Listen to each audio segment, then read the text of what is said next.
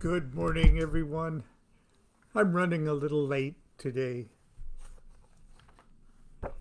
I hope you're still here. Anyway, we're continuing reading from my book, Low Magic. It's all in your head. You just have no idea how big your head is. And we're on chapter 5, I believe. My Planetary Talismans. Now, it starts with an epigram from Shakespeare, but because it deals with talismans, I've got a footnote here, and I'd rather read it up front. Talismans are sometimes called amulets or amulets. An amulet is a amulet made with eggs. Sometimes called amulets, talismans are small objects often bearing magical symbols and or words created with magical intent and charged with a specific spiritual force. Talismans have traditionally been created and carried on one's person in order to ward off evil, attract good, or for other magical purposes. So,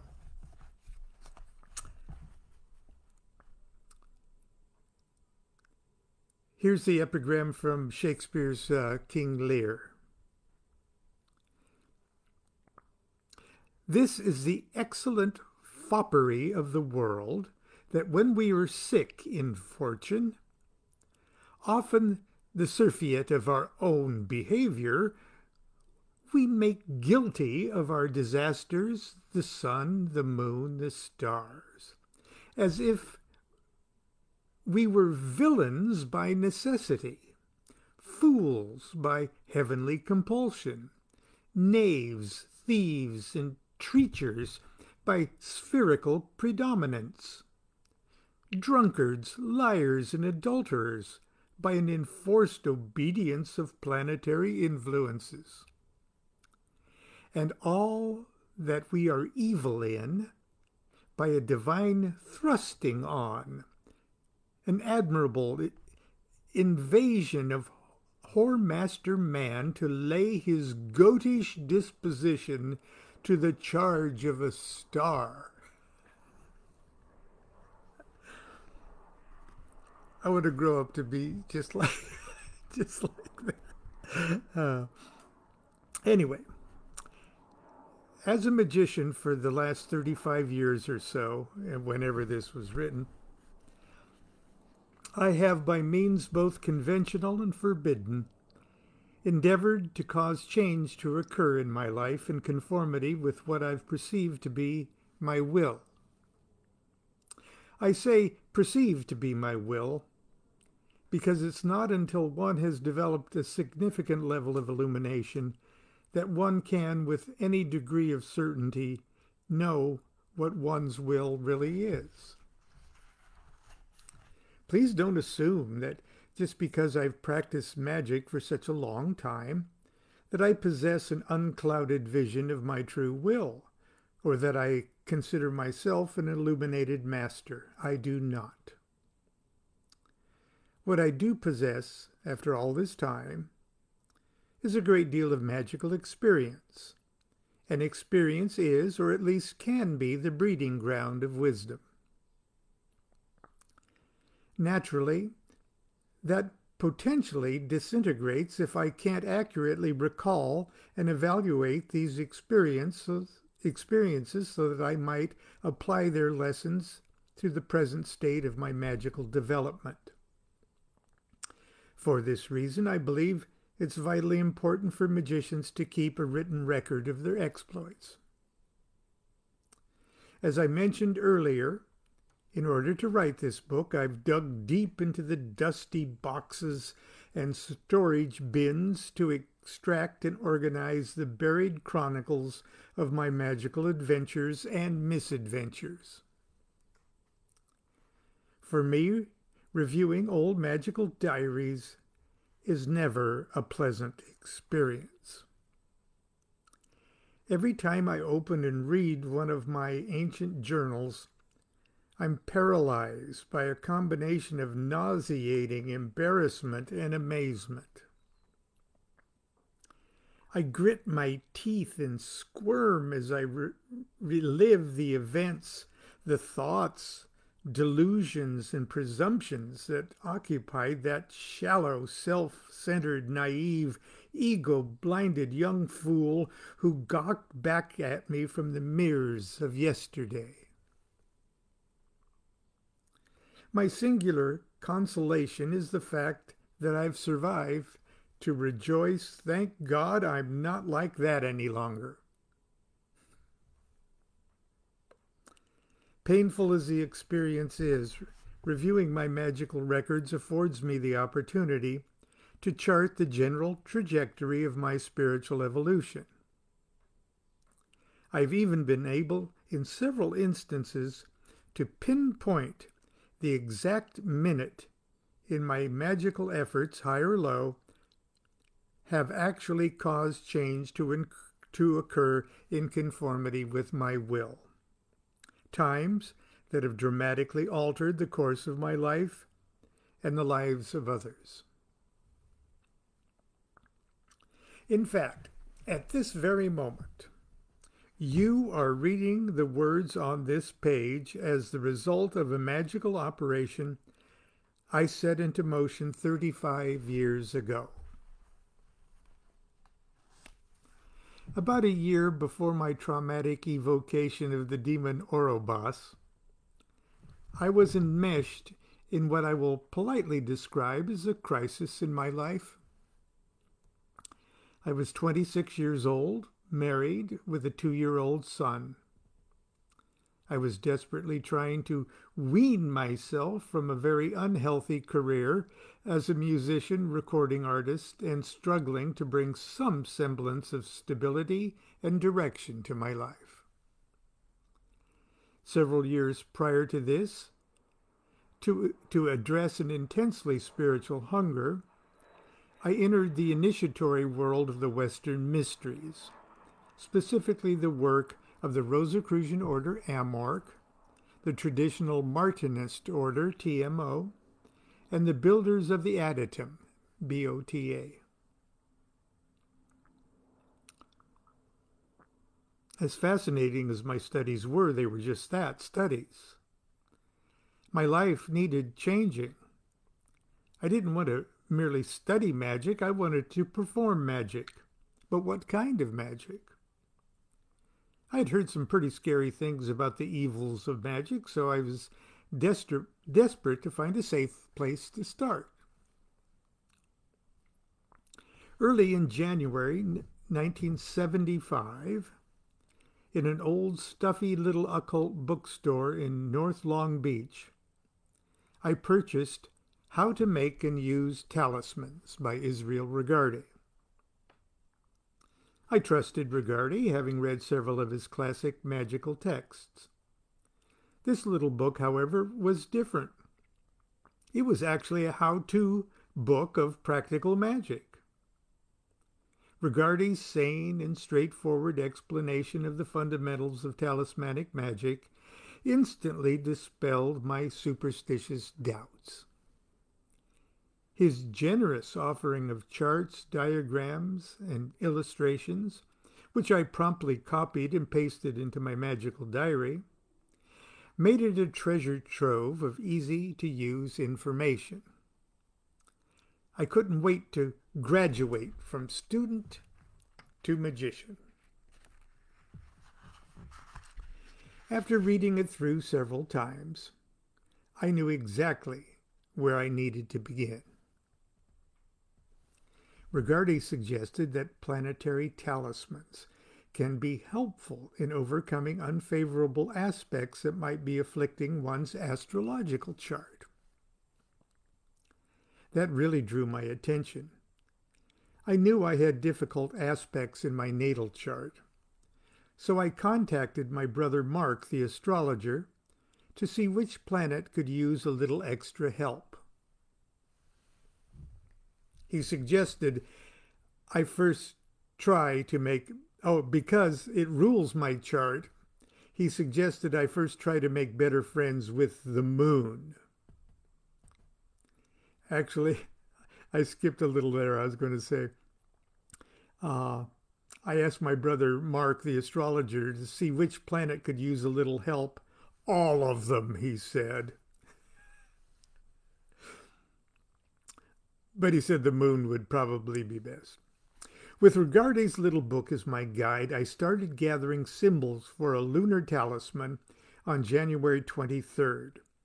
At midnight on January 27th, after anointing it with drops of dew that had formed in the moonlight falling on my 1952 Chrysler, I consecrated it with as much ceremony as I was capable of devising.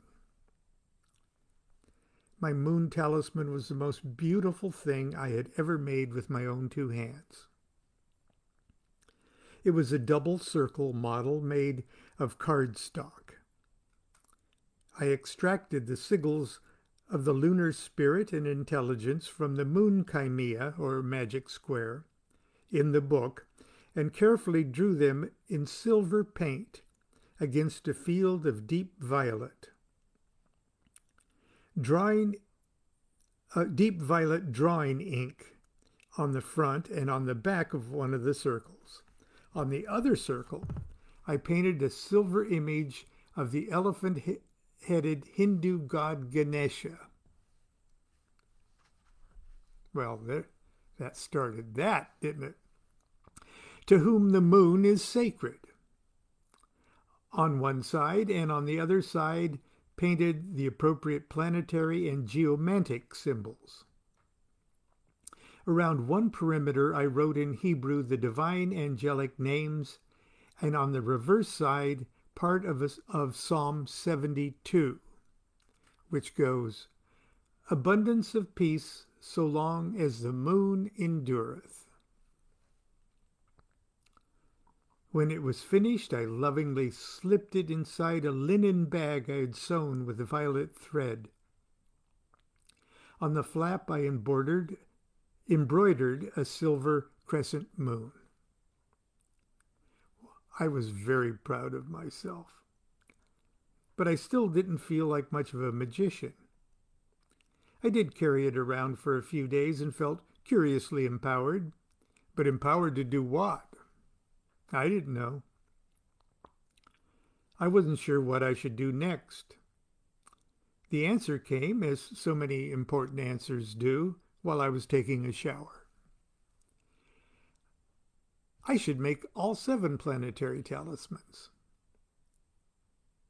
For the next months, with the help of Regarde's little book and using my ever-improving artistic magic skills, I created and consecrated a full set of 7 planetary talismans. Each one was more beautiful and worshipful than its predecessor. The order in which I created them was dictated by the severity of the planetary afflictions in my natal chart. I consecrated the Mars talisman on February 6th, and by then, I had taught myself the supreme invoking ritual of the pentagram and hexagram, which from then on became an integral part of my talisman consecration rituals. Jupiter was next, on February 27th, Constance's birthday, followed by Venus exactly 1 month later. The Venus talisman evoked a most remarkable reaction. My dreams were filled with vividly erotic encounters, the likes of which I had not experienced since adolescence. They continued until April 4th, when I consecrated my talisman of Mercury, when my dreams turned anxious and confusing. Oh well. I started the Saturn talisman on May 10th and consecrated it at midnight on the 13th. The next day, I started to collect the symbols for my 7th and last planetary talisman, Sol. It took 10 days to complete. I consecrated it during a lunar eclipse that took place on May 24th, and I've got a footnote here. I thought it'd be heavy and magical to do a magical operation during a lunar eclipse. Later I would learn this is usually not the best time to work. Still, I lived through it. My arsenal of planetary talismans was finally complete. Throughout this entire talisman-making period and the months that followed, life at the DuQuette house continued to be a litany of chaos, frustration, and despair. In an attempt to make money doing something other than singing in saloons, I accepted a house painting job, and we moved to the San Gabriel Valley. As it turned out, I would never be paid for my admittedly inept labor, and we found ourselves stranded in Laverne, the smoggiest town in Southern California, with no job and no money. July 11th dawned with the prospect of the worst birthday of my life. About 11:15 in the morning, I shut myself in my bedroom temple. I lit a candle and put it on my altar top. I half-heartedly performed the banishing rituals of the pentagram and hexagram and sat down and tried to meditate. I couldn't. To cheer myself, I removed my cherished talismans from their bags and lingered on every detail of their splendor. As I turned them in my fingers, I whispered the words of power and the names of the gods, angels, and spirits inscribed on each one of them. Finally, as if to bring order to my otherwise unordered universe, I placed the sun talisman in the center of the altar top and surrounded it with the 6 remaining planets in their proper hexagram positions. They were so beautiful, so perfect. For a moment, I didn't know how to feel. I was alternately depressed and elated. Depressed that these talismans were the only things perfect in my life, and elated that at least something was perfect in my life. I looked at the clock. It was almost noon, and time to rejoin Constance and little Jean-Paul for birthday cake. They were both giggling in the kitchen. Their laughter made me giggle too. And then, in a cliché moment, an epiphany worthy of a Frank Capra film, I realized that there were lots of perfect things in my life. In fact, at that moment, I was the luckiest man on earth. My melancholy lifted. I credited the talismans for my change of mood. As I gazed upon them there on the altar top, I realized they would never be more beautiful or meaningful to me as they were at that moment. In just a few weeks, their colors would start to fade. The inks would crack and the edges wear. In a few years, I'd probably lose some of them, and those that remained would shrivel into crumbling bits of brittle cardstock.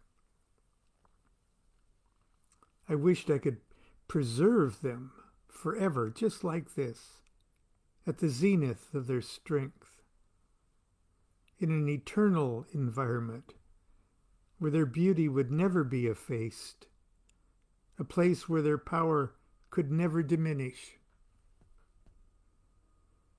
These talismans were no good to me sitting on my altar top or tucked away in their sterile little bags.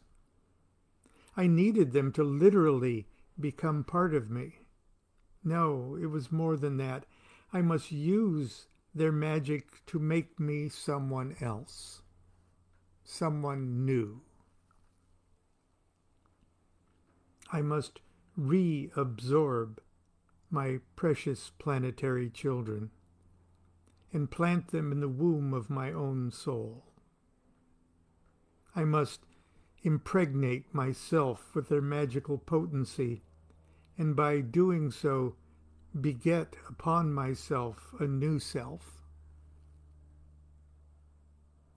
One by one, I joyously plunged the 7 talismans into the sacred fire of the altar candle flame. I inhaled their light and heat as the frail husks of paper and ink were reduced to a clean white ash. It was noon, July 11th, 1975, the first moment of my life as a magician.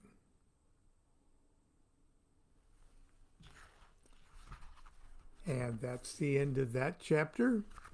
Tomorrow we'll pick up chapter 6. If you're interested in tarot, I think you'll really enjoy this one because it's called A Weekend Alone with the Spirits of the Tarot. Until then, continue to be good to yourself and be good to each other. Do what thou wilt shall be the whole of the law. Love is the law, love under will.